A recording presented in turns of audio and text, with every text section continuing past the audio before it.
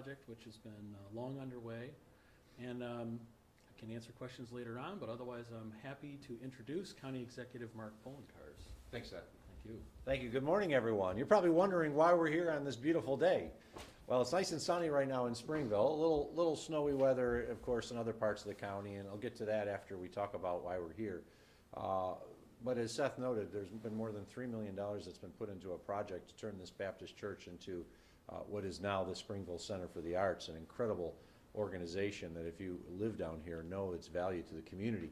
Erie County, through its Erie County Cultural Capital Grant Program, provided $500,000, which was used in many different ways, from HVAC to construction to painting, as part of the reconstruction of the Old Baptist Church into the Springville Center for the Arts. This is exactly why we had the Erie County Capital Grant Program for our cultural organizations, especially our small to mid-sized ones. We realized over the years that we provided a lot of money to big organizations like the AKG Art Museum, the Buffalo Zoo, the Buffalo History Museum, but we weren't providing capital grant funding to some of our smaller and mid-sized organizations. On an annual basis, Erie County provides millions of dollars to all size organizations of a cultural nature for operating. But what we realized is the operating will only go so far. A grant of $50,000 is really not going to make a difference for the construction or reconstruction of a facility like this. So we created the program to specifically assist small and medium-sized organizations, and the Springville Center for the Arts was one of those that actually received one of the largest contributions from the capital grant program. And that is because of the incredible programming they do here, as well as this great old building that they saved. This would have been lost in all likelihood and would have been torn down, but because of the hard work and effort by Seth, his team, and the board, they were able to save this building and also turn it into what it is today. So while this is part of a much bigger project, Erie County was very proud to contribute $500,000 towards the Springville Center for the Arts' total reconstruction of this building. I hope you go through it because it's all kinds of stuff. It's not just what the art you see on the walls here. There's a main stage in which plays and musicals are put on, other performances of all kinds, and it's great because for more than a century, Springville was the main place in west or eastern Erie County, but also the place in Cattaraugus County and Chautauqua County that people came to. It was the hub of this region, and it is the hub of the region again. And it's because of the investment of not only business leaders, but the leaders you see with me here today, who understood that to have a strong, thriving community, you have to also have a strong, thriving arts community, and it creates a better quality of life for all. So I want to thank them all for their continued investment in this great project, and we were very proud to provide $500,000 towards it. And with that, it's my pleasure to introduce John Horton, the president of the Springville Center for the Art Board of Directors, to talk a little bit more about what's done here. John? Thank you. You're welcome. Thanks for being here today. Now, the Art Center really is a gift for not just the Springville area, but for the surrounding communities as well. And grants like this that we receive from Erie County enable us to hire local contractors, right? And together with our wonderful dedicated volunteers, we have this beautiful arts center, which is just a hub of life. And so the Arts Center is a gift to our community, and we're grateful for your part. Thank you. Thank you. I'd like to introduce Thomas Baines, our Deputy Commissioner of the Department of Environment and Planning, who oversees this program with his team, including Tim, who's here today. They're the ones who actually reviewed all the applications, made certain that the organizations were capable of completing the projects. We didn't want to just give money and then have a project sit there. And then they also work with the organizations during the project to ensure that everything goes according to plan. So Thomas? Good morning again. Thomas Baines, Deputy Commissioner of Planning and Economic Development with Erie County. I'd just like to say a special thank you to Project Manager Tim German for his work with the organization to get this project underway and also complete. And also like to acknowledge Seth and the hard work that he has done and his team to make this project come to fruition to the stage that it's in right now. From a departmental standpoint, one thing that we love to see is organizations who strive to do a few things, one of which is make sure that their facilities are ADA compliant. That's super important so that this building has access to everyone. Also, we love to see when these organizations are focused on the economic development part of it, which is having a special interest in making sure the projects that were done here are with local work and local craftsmanship and artisans. So we know that that has economic impact on the community. And then the last thing I'll acknowledge is that this funding also supported the infrastructure piece of this building, which is the HVAC. And that HVAC is a heating pump, and we know that heating pumps are specifically very energy efficient. So we love to see when these organizations not only use our funds to enhance their projects and their organizations, but they do it in a way that's smart, that impacts the economic development in the community, and they also do it in a way that's energy efficient. So Seth, congratulations on a job well done. It's been a pleasure working with you. Our team has been, over the moon about what this project means to this community and also to Erie County. So thank you for your support. I gotta, hold on. Tell them what you saw when you first came Oh, out great, here great, great, compared to great. what it is now. So if you ever have the opportunity to visit this beautiful church here, they've converted the sanctuary into a theater, and we know that. That's the big hoorah today. But when we first visited, myself and Tim, we entered the sanctuary and the complete floor was missing. It was what I like to characterize as a dirt pit. A dirt pit. And there was an excavator, a small excavator in that dirt pit. And I looked at Seth and I said, my gosh, you got a lot of work ahead of you, my friend. But that really speaks to the vision of this strong leader here and the ability to get it done and to also have vision, because I'll be honest, I couldn't see it at the time that I saw it. So again, thank you, Seth. Are there any questions on topic from the media? Yeah, Steph, can you tell us, what's this mean for the future now? What can you do more stuff? Can you hire more people? What Absolutely. So, sure, we were happy to reopen the theater this past August with the production of Hadestown, performed by 19 and under kids, and we had our last adult production this fall, A Fiddler on the Roof. It's been great to get back into this space, and we've been out of it for a while with the pandemic and construction. So it's a huge impact on the organization and the community. Of course, it's not done. You'll see that we're in there with temporary seating and a lot of unfinished spaces. However, this is going to propel us into the next phase of work. We've got applications into New York City Council on the Arts, and we're actively raising funds from the community for our chair campaign right now to raise funding to put in the permanent seats. But overall, having this theater space, it is a big economic driver for the community. As a resident living right down the street, all you have to do is come by any night when there's activity here, and you can see the building is lit up. There's nowhere to park. There's people coming in and out of the building. It's a huge deal, and all the restaurants know that. It's a big deal for the community beyond just the arts impact. Talk about the timing of just everything, because not only was this part of this exhibit almost a new addition, but the theater area was also flipped, with the stage being on one side to the other. Just talk about the timing of that. A little bit of the progress. Yeah. So the community rallied together in 2007 and purchased this building. At the time, it had so many holes in the roof. There were trash cans all around to collect the water. We moved in here on a temporary basis, and it was a huge boost to the organization. And over time, we've done successive phases of construction. First, the south wing, the gallery space. We installed ADA compliant bathrooms and the elevator. In 2019, we started this entrance addition where we're standing right now, which was, kind of waylaid by the pandemic, but then completed last year. And then the theater was started just at the tail end of the pandemic and completed. So we've been doing phases of work for now basically 10 years. It's been a long-term project for us.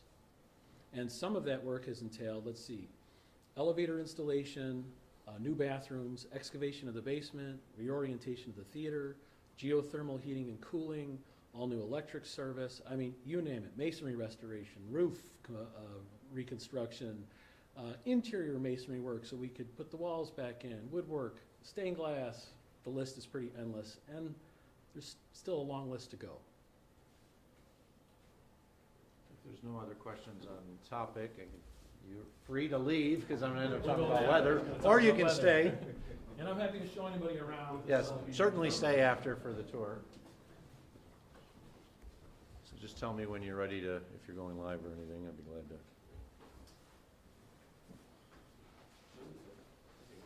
All good? All right, well, as we know, it's nice and sunny here in Springville. They got a significant amount of snow overnight, approximately 2 feet, but the snow band has moved north. It's now moved into the Buffalo metro region, including the city of Buffalo. The projections are, as we've seen, just even driving through it, 2 to 3 inches more of snow per hour. It's possible the city of Buffalo could get upwards of a foot or more in the time period between when it entered the city to tomorrow and when which the band is supposed to stop. We're very hopeful that because the lake is pretty much freezing over right now, that this is going to be the end of the lake effect snowstorms, but we still have this one to go through. There is a travel advisory in effect for pretty much all of Erie County except for the northern portion, which includes Grand Island, the Tonawanda, Amherst, Clarence, Newstead. There is a travel ban that was put in place by the town of Brant. That was this morning.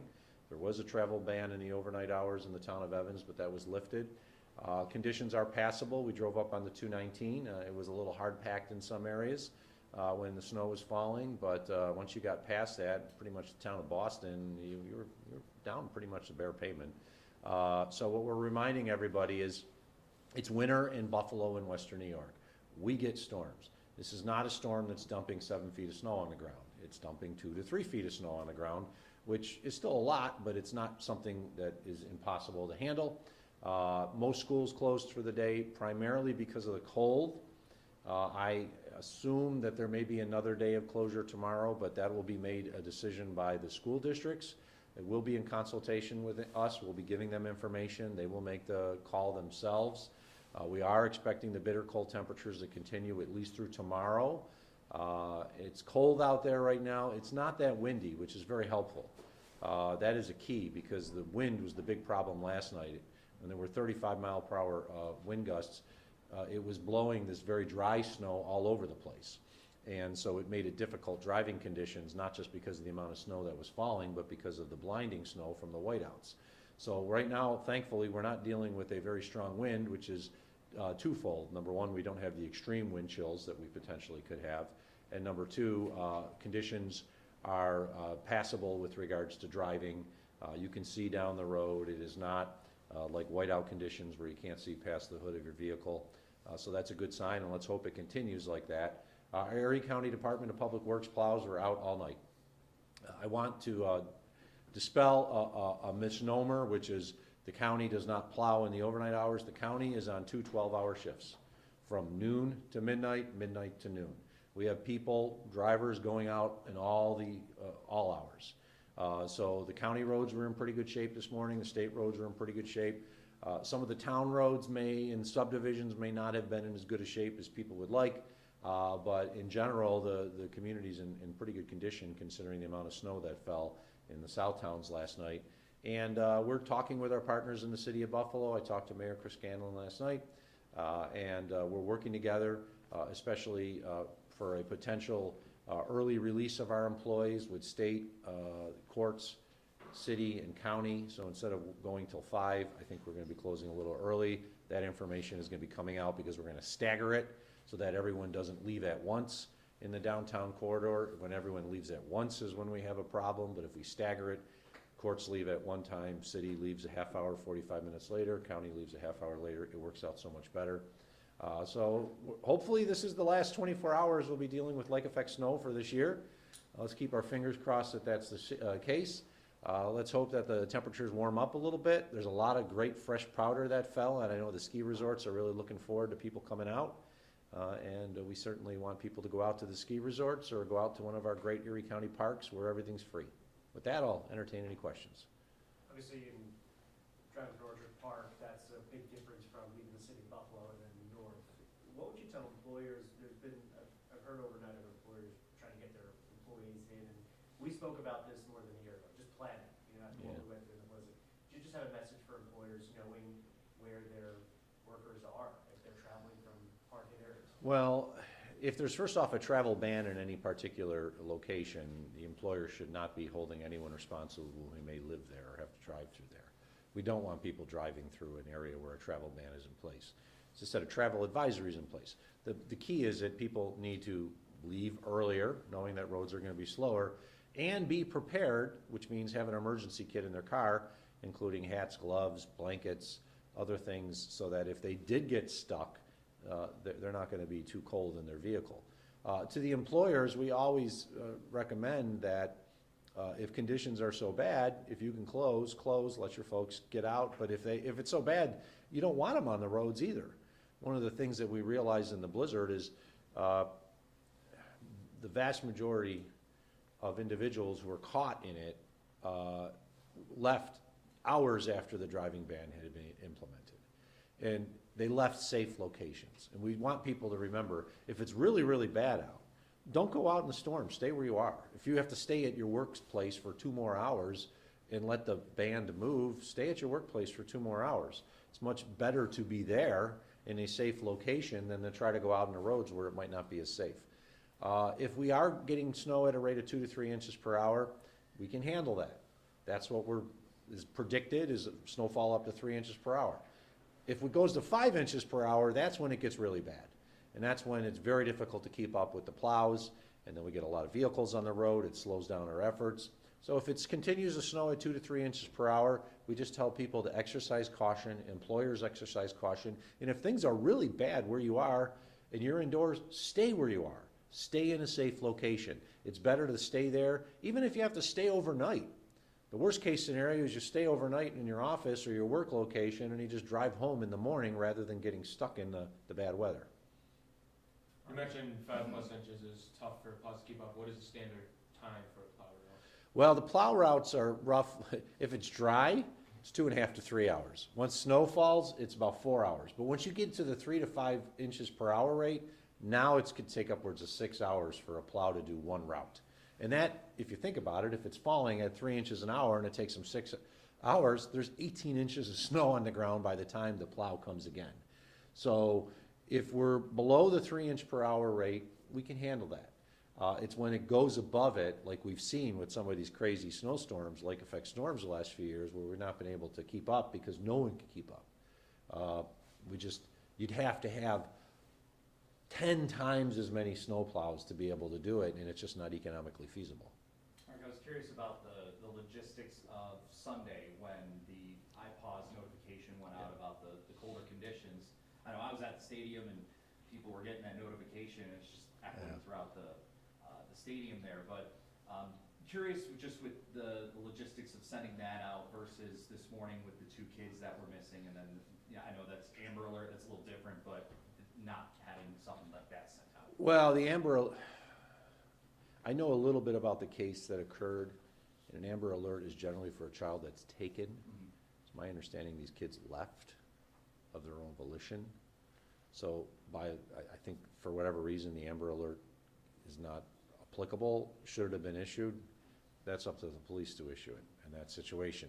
The police, Buffalo PD, got the information immediately and put it out on social media as well as with news organizations. And I was very glad to find out this morning that the 2 kids were found safe, because I had a terrible knot in my stomach last night when I found out about this. They left around 7, found out around 8:30, 9 o'clock what had happened, and it was just, we know how, it was cold. Even if it wasn't snowing, it was cold. It was very cold, and I was sick to my stomach thinking that one of these 2 little kids or both of them were going to be found dead, but thankfully they were found alive. We decided to issue the iPause alert on Sunday for 2 reasons. The initial forecast from the Weather Service had the bitter cold and snow beginning on Sunday night, especially for this part of the county, the southern part of the county, Chautauqua, Cattaraugus, and they got that. Some people were complaining, well, why'd you do the iPause if it wasn't going to really happen until the next day? Well, it was occurring later that night. We wanted to give people who may have gone to the football game notice. And if you were in Erie County, you got it. The CBS guys, Jim Nance, he got it on his phone because it goes based on location, not your area code. So we wanted the folks who may have gone to the football game to understand that when you're leaving, especially if you're going to the south towns, you may be going into some really bad conditions, including lake effect snow and bitter cold. So it was a calculated decision to put it out there, knowing that we were having 70,000 people that were going to the football game who were then going to leave. And so we wanted to make certain that the community had proper notification, especially about the bitter cold, but that individuals who were going to the football game understood that depending on which way you go, you might leave this game and enter into some really bad conditions. The conditions weren't great. Thankfully, they weren't the worst case scenario when they left afterwards heading south. So we were lucky on that. The rock salt shortage, Oh, yes, I'll do it. the rock salt shortage, is that impacting Erie County? Did Erie County have to send their own trucks to actually get salt? Yeah, Erie County has sent trucks. There's the questions about rock salt shortage. There was a cave-in in a mine in Livingston County where American Rock Salt is. They are our primary provider of rock salt. And as a result, they've had a significant reduction in the amount of rock salt that they could deliver. There's also a driver issue. We have rock salt. We've sent trucks to the mines to get it. I also want to thank the City of Buffalo. City of Buffalo had some excess rock salt, and they provided to us a couple days ago to help us just get through that 24-hour period. But we're picking up the salt, we're bringing it for the county, and we're also delivering it to other highway barns for local towns and villages in Erie County that rely on our contract. When it comes to snow, it seems like the county is prepared for this evening. What about the cold, these freezing temperatures? Are there any concerns at the county level? Well, with regards to the cold, first off, we have our code blue shelters all open. So for the homeless, there are street teams that will go out in these very bitter cold temperatures to bring them in. Sometimes the homeless don't want to come in, but we bring them in these really cold situations because we don't want anybody out inside. There are warming shelters that have been established in the City of Buffalo. A number of the towns technically don't have warming shelters, but they may have their senior center open or their youth center open, and anybody can come in during the daylight hours. The one thing I'm very glad of with regards to this is we have not had any power outages, to my knowledge. That would have caused significant problems. A high portion of those who died in the blizzard of 22 did not die out on the roads, were not found in a snowbank. They were seniors who perished in their homes because they lost power and they died of hypothermia after 2 or 3 days of it. And that was heartbreaking because we couldn't get to the folks. And unfortunately, they passed because of the cold temperatures, many of them in their own home. So we didn't have the power outages, which is a key factor. If we had power outages with these bitter cold temperatures, I'd be very worried about what we'd be seeing in the community. We'd be picking people up from their homes and bringing them to warming shelters, but thankfully we're not in that situation. We just remind everybody they're still predicting potential of -15 to -20 wind chills, primarily tonight, it sounds like. Those are life-threatening, bitter cold temperatures if you're out there without proper equipment. So we just remind everybody, if you're going out, especially in your car, make sure not only are you dressed appropriately, but you got excess gloves and hats. I have to admit, I was driving into work this morning, and I was looking at three people back to back who were all holding cell phones, walking or sitting at a bus stop, and none of them had gloves on. I'm like, wear gloves. You'll notice it quickest with the cold with your gloves and your hat or your head. Wear a hat. Make sure you got good boots. Do what you can to keep yourself warm in those situations. Layer up. I mean, that's the best way to keep warm is layer up. I got multiple layers on right now. I put the sweater on underneath the suit just because it's cold out. We remind everybody to exercise common sense. If you don't need to go out in the bitter cold temperatures, especially if it's snowing, don't go out. If it's an emergency and something happens, call 911. We will respond. But if you do not need to go out, don't go out. And we ask people to always be prepared for the worst. If you have a car that you're driving and it's got just a tiny bit of gas left in it and you're stuck on the road, you're going to run out of gas, and then what happens? Hopefully you have cold weather gear in your car to keep you warm. So just remind everybody, we are expecting the bitter cold wind chills to come primarily tonight through the overnight hours. If you don't need to be out, don't be out. And one final shout out to the workers in our public works, our utilities and other departments that are out there in the overnight hours. Sanitation workers, those that have to work in these conditions. I just want to say thank you to them. A lot of people, I was up in the middle of the night dealing with these issues, making phone calls and getting reports from the field, but I was in my house. It was nice and warm. And the workers that were in the plows were out in the bad conditions in the cold. And I just want to say thank you to them. All right, thanks everyone. Thanks, Mark. Everyone take a tour, see some of the work that's done? So Mark,